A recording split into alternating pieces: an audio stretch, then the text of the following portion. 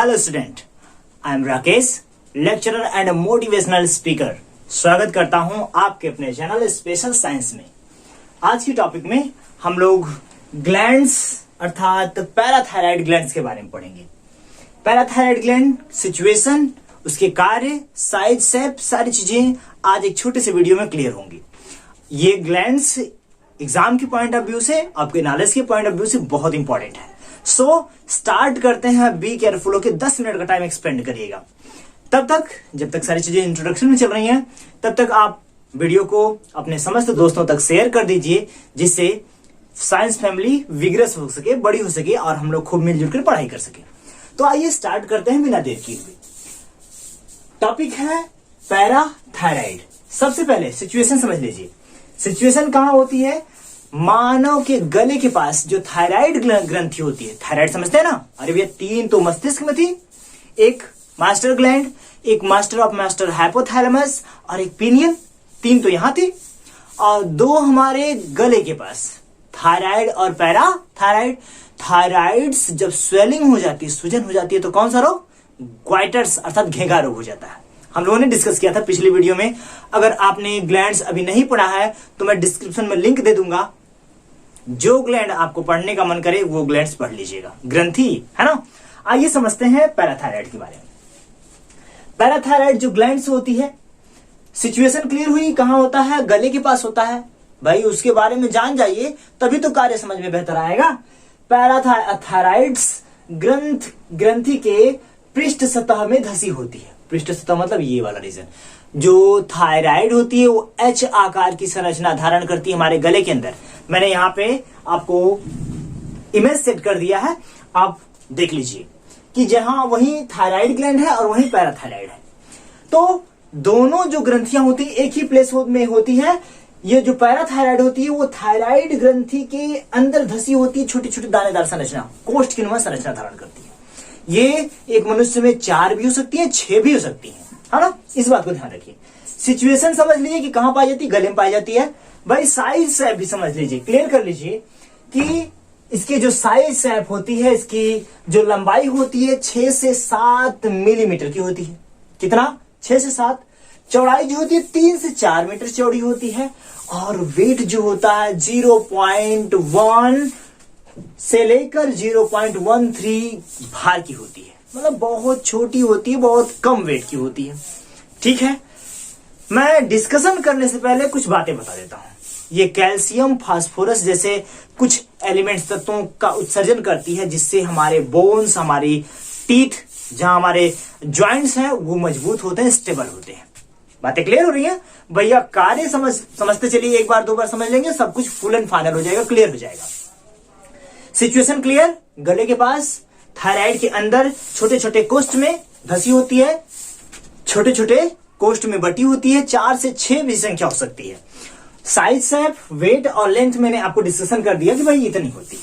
आगे बढ़ते हैं। ये 2 प्रकार के हार्मोन्स का स्राव करती है। सीधे सीधे आगे हार्मोन्स पे सीधे आगे, और वही कार्य भी क्लियर कर लेंगे और छोटी पॉइंट में इसको खत्म कर लेंगे, बहुत बेहतर है। 2 प्रकार के हार्मोन्स का स्राव करती है। एक हार्मोन्स का नाम है पैराथार्मोन्स। अब भैया पैराथायराइड से कौन सा हार्मोन्स? पैराथार्मोन्स, उसी के नाम का हार्मोन्स है। दूसरा हार्मोन्स है कैल्सीटोनिन हार्मोन्स। पैराथार्मोन्स और कैल्सीटोनिन हार्मोन्स। अब आप क्लियर कर लीजिए, ये कैल्शियम की मात्रा को मेंटेन करके रखती है, बढ़ाती रहती है ना, जिससे बोन्स और टीथ क्या होते हैं? स्टेबल होते हैं, मजबूत होते हैं। पैराथार्मोन्स समझ लीजिए। पैराथार्मोन्स क्या कर रही है? ये भी सिमिलर वही काम करती है। रुधिर में कैल्शियम डबल पॉजिटिव और फास्फेट आयन का नियमन करती है, मतलब उसको नियंत्रित करती है, नियमन करती है, उसको संचालित करती है, उसको एक स्टेबल पॉइंट प्रोवाइड करती है, प्रदान करती है। अर्थात पैराथार्मोन्स क्या कर रही है? रुधिर में कैल्शियम और फास्फेट की मात्रा का नियमन करती है, नियंत्रण करती है। दूसरा, यह अस्थियों की वृद्धि तथा दांतों की वृद्धि को नियंत्रित करती है, उसको कंट्रोल करके रखती है, मजबूत बनाती है, कह सकते हैं। और लास्ट है, पेशियों को क्रियाशील बनाती है। अरे भाई, पेशियों में कैल्शियम की मात्रा और हड्डियों में कैल्शियम की मात्रा बेहतर रहेगी, एक नियमित ढंग से रहेगी, तो सारी मांसपेशियां और बोन्स बेहतर ढंग से काम करेंगी। किसी भी कैल्शियम और फास्फोरस की मात्रा का बहुत अधिक हो जाना नुकसानदायक है, कम हो जाना भी नुकसानदायक है। अर्थात उसको एक लेवल में लेके चलना किसका काम है? पैराथार्मोन्स का काम है। क्लियर हुआ? रुधिर में कैल्शियम फास्फेट की मात्रा का नियमन, अस्थियों दांतों की वृद्धि में का नियमन करना, नियंत्रण करना और पेशियों को क्रियाशील बनाना, जो हमारी मांसपेशियां उसको कार्यरत बनाना। कैल्सिटोनिन हार्मोन्स, यह पैराथार्मोन्स, ये जो हार्मोन्स था इसके ठीक विपरीत कार्य करती है। और क्या करती है भाई? मूत्र में अर्थात यूरिन में कैल्शियम की मात्रा को बढ़ाती है।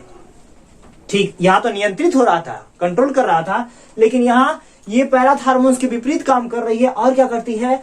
यह रुधिर के अंदर या कह सकते हैं मूत्र के अंदर, यूरिन के अंदर कैल्शियम की जो मात्रा होती है उसको बढ़ाती है और यूरिन के साथ, मूत्र के साथ बाहर करती है। कौन? Calcitonin hormone. लास्ट समझते हैं, पैराथार्मोन्स की अनियमितता के कारण कुछ शब्द हेरफेर हो जाता है। अनियमितता के कारण क्या होता है? कुछ रोग क्रिएट होते हैं, प्रॉब्लम्स क्रिएट होती हैं। उन रोगों के ऊपर डिस्कशन कर लेते हैं। ये एग्जाम के पॉइंट ऑफ व्यू से बहुत जरूरी है, इंपॉर्टेंट है। क्लियर? पहला टिटेनी रोग। मैं अचानक से इस साइड आके ज्यादा मूवमेंट करके पढ़ा रहा हूं इसलिए क्योंकि इस धर से लाइट का थोड़ा सा इफेक्ट चल रहा है और मौसम काफी खराब चल रहा है हम लोगों का। मौसम ने अचानक से परिवर्तन कर लिया है, पूरे बादल छा गए हैं, तो थोड़ा प्रॉब्लम फेस हो रही है। आई होप कि आपको बेहतर ढंग से तभी समझ में आ रहा होगा। किसकी कमी से? पैराथार्मोन्स की अनियमितता के से क्या क्या रोग होते हैं समझिए। ये तीन मस्त इंपॉर्टेंट है। एक होता है टिटेनी। आपने टिटनस का नाम सुना होगा। टिटनस जो होता है कुछ बैक्टीरियल, यह बैक्टीरियल रोग है। बैक्टीरिया के कारण हमारी मांसपेशियों में ऐंठन आ जाती है और उसकी गति बहुत जो है कि संकुचित हो जाती है, सिकुड़ जाती है, श्रिंक हो जाती है, तो टिटनस रोग हो जाता है और व्यक्ति की मृत्यु होती है। सेम ऐसा ही यहां हो रहा है। पैराथार्मोन्स की अनियमितता के कारण एक टिटेनी नामक रोग होता है, टिटनस की तरह है, जिससे पेशियां और तंत्रिका तंत्र में अनावश्यक उत्तेजना आने लगती है। अरे भैया, एक्साइटमेंट बहुत ज्यादा होने लगता है और पूरी जब पेशियां और क्या होता है तंत्रिका तंत्र में अनियमित रूप से मूवमेंट होने लगेगा तो पूरे हाथ और पैर, पूरे शरीर में कंपन आ जाते हैं, कांपने लगते हैं, और इस रोग को कहते हैं टिटेनी रोग। दूसरा है हाइपोकैल्सीमिया। हाइपोकैल्सीमिया अर्थात कैल्शियम की मात्रा की कमी और फास्फेट की मात्रा की वृद्धि। क्लियर करके रखिए। हाइपरकैल्सीमिया का मतलब ये हो गया, हाइपोकैल्सीमिया का मतलब ये हो गया कि कैल्शियम की मात्रा में कमी और फास्फेट की मात्रा में वृद्धि। अगर वहीं हाइपर होता तो कैल्शियम की मात्रा वृद्धि, और यहां हाइपो है तो इससे क्या हो रहा है कि कैल्शियम की मात्रा की कमी और फास्फेट की मात्रा की वृद्धि। अर्थात समझिए, बाल्यावस्था में कुछ ऐसी कंडीशन आ जाती है इसके अनियमित ढंग से व्यवहार करने से। बाल्यावस्था में होता क्या है कि मस्तिष्क, हड्डियां और दांत कमजोर हो जाते हैं। क्यों? क्योंकि कैल्शियम की जो मात्रा होती है, भाई ये तो कैल्शियम का उत्सर्जन कर रही है ना, तो कैल्शियम की मात्रा में जब कमी आ जाती है तो क्या हो जाता है कि बाल्यावस्था में हड्डियां, दांत, उसके बाद जो है कि मस्तिष्क अल्प विकसित और कमजोर हो जाते हैं। क्यों? क्योंकि आप जानते हैं जो कैल्शियम की मात्रा का उत्सर्जन होना चाहिए था उस मात्रा में उत्सर्जित नहीं हो रहा है, इसलिए क्या हो जाता है, बाल्यावस्था में सारी चीजें क्या हो जाती है, वीक हो जाती हैं, अल्प विकसित अवस्था आ जाती है। और लास्ट है गुर्दे में पथरी। अनियमित पैराथायराइड्स की अनियमितता कारण तीसरा रोग क्या होता है समझिए, कैल्शियम आयन की अधिकता से। कभी कभी ऐसा होता है कि कैल्शियम आयन की बहुत ज्यादा अधिकता हो जाती है। भाई अनियमित ढंग से व्यवहार कर रही है तो क्या क्या हो सकता है, चाहे तो कमी हो सकती है, चाहे तो बहुत अधिकता हो सकती है। कैल्शियम आयन की अधिकता के कारण क्या होता है, गुर्दे और पित्ताशय में स्टोन बन जाते हैं, पथरी बन जाती है, और यही कराती है गुर्दे में पथरी। एक होता है हाइपोकैल्सीमिया और एक होता है टिटेनी। आई होप कि क्लियर हुआ होगा। पैराथायराइड हार्मोन्स पूरी तरह से क्लियर रखिएगा, पैराथायराइड ग्लैंड्स क्लियर रखिएगा। वहां से दो हार्मोन्स के बारे में बताया गया, पैराथार्मोन्स और कैल्सिटोनिन हार्मोन्स। कैल्शियम की मात्रा का नियमन करना और यहाँ उसकी वृद्धि करना, बढ़ाना, और इसकी अनियमितता से बहुत सारे तीन रोग आपको बताए गए। आई होप कि क्लियर होंगे। तो बेहतरीन ढंग से पढ़ाई करिए, बेस्ट करने की कोशिश करिए, नाम रोशन करिए, और मेरे वीडियो को शेयर करिए, जिससे हमारी फैमिली खूब बड़ी हो सके।